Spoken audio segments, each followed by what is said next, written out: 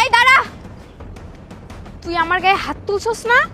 ওই দেখ আমার বাপ ভাই মা আসতেছে, আজকে তোর খবর আছে।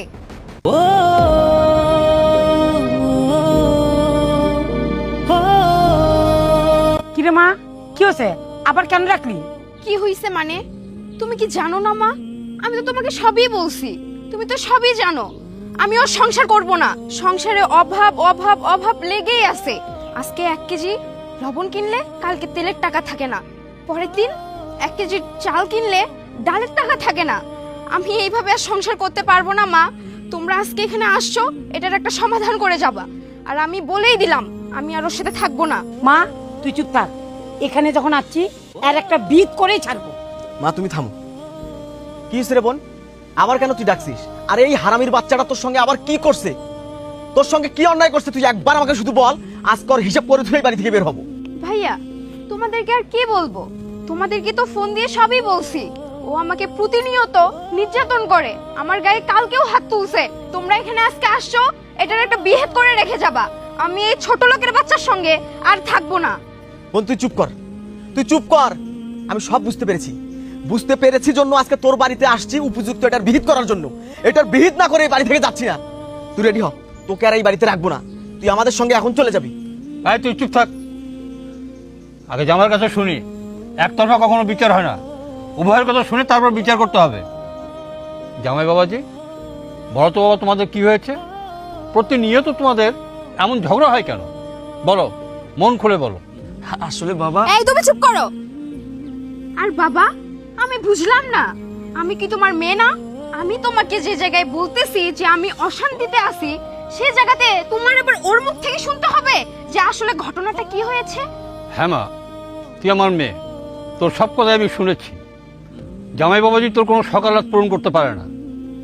আজকে জামাই বাবাজির কাছে সব কিছু শুনি, শোনার পর এর একটা বিহিত করেই এখান থেকে আমরা যাব। বাবা আসলে আমি কি বলবো, আমার তো বলার কোনো আর মুখ নাই। সবকিছু তো আপনার মেয়ে বলছে, আমি ভালো না, আমি রুজি কামাই করতে পারি না, আমার কোনো ইনকাম নাই। বললো না ওর কোনো শখ আহ্লাদ কোনো কিছু আমি পূরণ করতে পারি না। হ্যাঁ বাবা, কিভাবে পারবো বলেন? আমি তো গরিব, আমি গরিব ঘরের জন্ম নিচ্ছি, তো আমি কিভাবে তার শখ আহ্লাদ পূরণ করব? আপনার মেয়ের অনেক চাহিদা, অনেক আশা, আমার কাছে অনেক কিছু পাবে, কিন্তু আমি তো তার কোনোটাই পূরণ করতে পারি না। এ ধরেন, সে বলল আমার ঘরে নাকি সব সময় অভাব থাকে, আমি চাউল ডাউল তেল লবণ কিছুই নাকি তার পরিপূর্ণভাবে এনে দিতে পারি না। তাহলে আমি কি ভালো হতে পারি তার কাছে? হ বাবা, আপনার মেয়ে ঠিকই বলেছে, আমি প্রতিনিয়ত ওরে নির্যাতন করি, ওকে মারধর করি। আপনার মেয়ে ঠিকই বলেছে। আর ভাইজান, আপনি তো আমাকে অনেক কথা বলছেন যে আমি ভালো না, আমি শয়তানের বাচ্চা, অনেক গালাগালি করতেছেন। ভাইজান, আমার সামর্থ্যর বাইরে তো আমি কিছুই করতে পারবো না, তাই না? হয়তো আমার যে সামর্থ্য হয়, সারা দিন মাঠে ঘাটে কাজ কইরা যে টাকা পয়সা কামাই, সে অনুযায়ী আমি যতটুকু পারি সেটা নিয়ে আমি বাড়িতে আসি। আমার সামর্থ্যের বাইরে তো আমি কিছুই করতে পারবো না, নাকি? এই তুই চুপ কর, অকর্মার বাচ্চা। কর্ম যদি করতি তাহলে বইয়ের চাহিদা পূরণ করতে পারতি। কর্ম করিস না জন্য তো বইয়ের চাহিদা পূরণ করতে পারিস না। বউ 2 দিন পর পর বাপের বাড়িতে ফোন দেয়, আমার এটা নাই, আমার ওটা নাই, আমার অভাব শেষ হয় না। তাই আমরা বউ পালি না? ওই আমাদের বউ তো কখনো শ্বশুর বাড়িতে ফোন দিয়ে বলে না আমার এটা নাই, আমার ওটা নাই। তোর বউ বলে কেন? কারণ তুই নিকর্মা, তুই কর্মহীন লোক। হ্যাঁ ভাইজান, আপনি ঠিকই বলেছেন, আমি অকর্মা, আমি আমার বইয়ের শখ আহ্লাদ কোনো কিছুই পূরণ করতে পারি না। আমি যদি আমার বইয়ের শখ আহ্লাদ পূরণ করতে পারতাম, তার সমস্ত চাহিদা পূরণ করতে পারতাম, হয়তো আমার বউ আপনাদের বাড়িতে কল দিয়ে বলতো না যে সে অশান্তিতে আছে, আমি তাকে নির্যাতন করি, সবসময় মারধর করি, এটা বলতে পারতো না। আর আপনি কি বললেন? আপনি তো বউ চালান, আপনার বউ কখনো তার বাপের বাড়িতে কল দিয়ে বলেনি সে অশান্তিতে আছে। কি করে অশান্তি থাকবে ভাইয়া বলেন? আপনার বাবার তো অনেক টাকা পয়সা আছে, আপনাদের অনেক টাকা পয়সা আছে, দ্বন্দ্বলুদ আছে। আপনি কি কাজ করেন সেটাও আমি ভালো করে জানি। আপনি সারাদিন ঘুরে বেড়ান, কোনো কাজকর্ম করেন না। আর আপনার বউ আপনাদের সংসারে বসে বসে খায়। আপনাদের বাড়িতে কাজের মেয়েও আছে, তাই আপনার বউর কোনো অশান্তি কখনো হয় না, সে কোনো অভাবে পড়ে না। ভাইজান, একটা কথা কই আপনাদের, এই যে আমি যে পরিশ্রম করি না, এই যে ধান কাটা, জমিতে হাল চাষ করা, মানুষের বাসা বাড়িতে কাজ করা, আমার মতো করে আপনি দুই একটা কাজ করেন 1-2 দিন, বুঝতে পারুন ভাই পরিশ্রম কত কঠিন। কত পরিশ্রম করার পর 200, 300, 500 টাকা ইনকাম করা যায়, সেটা আপনি জানেন না ভাইজান। আপনি যদি আমার মতো করে 2-4 দিন একটু কষ্ট করতেন, তাহলে বুঝতে পারতেন জীবন যে কত কঠিন। আসলে আমরা পুরুষরা না, কোনো মেয়েদের যদি সকালাত পূরণ না করতে পারি, তাদের সমস্ত চাহিদা পূরণ না করতে পারি, আমরা তাদের কাছে কোনো দাম পাই না। ঠিক তেমনটাই হয়েছে ভাইজান। আপনার বোনের কাছে আমি কখনো কখনো দাম পাই নাই। এই যে সারা দিন মাঠে ঘাটে পরিশ্রম কইরা যখন বাসায় আসি, তার মুখ সবসময় অন্ধকার হয়ে থাকে। একটু ভালো ব্যবহার করে না আমার সাথে, আমাকে বলে না যে তুমি সারা দিন পরিশ্রম করে আসছো, সারা দিন কষ্ট করে আসছো, বসো তোমার সাথে একটু একটু কথা বলি। না ভাইজান, সেটাও করে না। আমাকে একটু যে খাবারটা বেড়ে দিবে, সেটাও করে না। সব সময় মন মরা হয়ে থাকে। আপনার বোন বলছে আমি নাকি তার গায়ে হাত তুলছি। ভাইজান, আমি কোনো প্রমাণ দিতে পারবো না, কারণ সে তো আপনার বোন। আমি 1000 বার বললেও আমার কথা আপনি বিশ্বাস করবেন না। আপনার বোন যা বলছে তাই সত্যি ভাইজান, তাই সত্যি। আজকে আপনারা আসছেন, আপনারা যেই শাস্তি আমাকে দিবেন আমি সেটাই মাথা পেতে নিব ভাইজান। আর বাবা,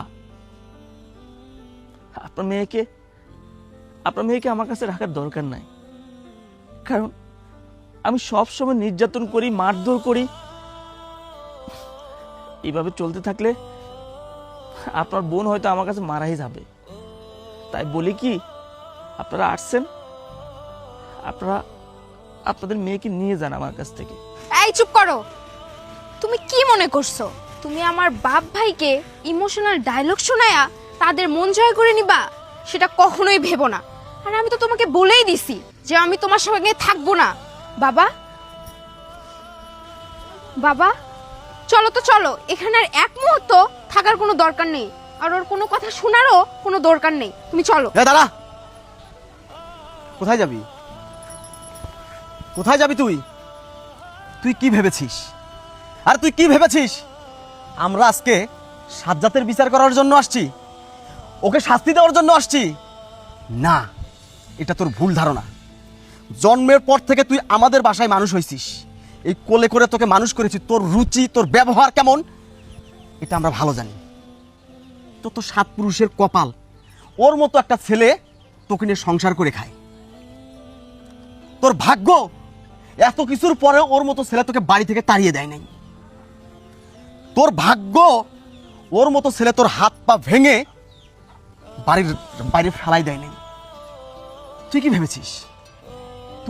তুই আমাদের বাড়ির মেয়ে বলে তুই যা বলে যাবি তাই বিশ্বাস করে ওর মতো একটি সহজ সরল ছেলেকে অপমান করব, ওকে হেয় করব, ছোট করব? সেরকম মানুষ আমরা নই। ন্যায় অন্যায় বলে একটা কথা আছে। তোর এই বাড়িতে আসার আগে আশেপাশে যে কয়টা মানুষকে জিজ্ঞেস করেছিলাম তোর সম্পর্কে, তোর এই বাড়ি সম্পর্কে, একটা মানুষ যদি তোর কথা ভালো বলতো, একটা মানুষ তোকে নিয়ে প্রশংসা করে নাই। সবাই শুধু হাই হাই করছে যে ভাই এই ছেলেটাকে আপনারা বাঁচান, এই ছেলেটাকে বাঁচান, যার 2 কুলে একটা মা নেই, বাবা নেই, ভাই নেই, বোন নেই।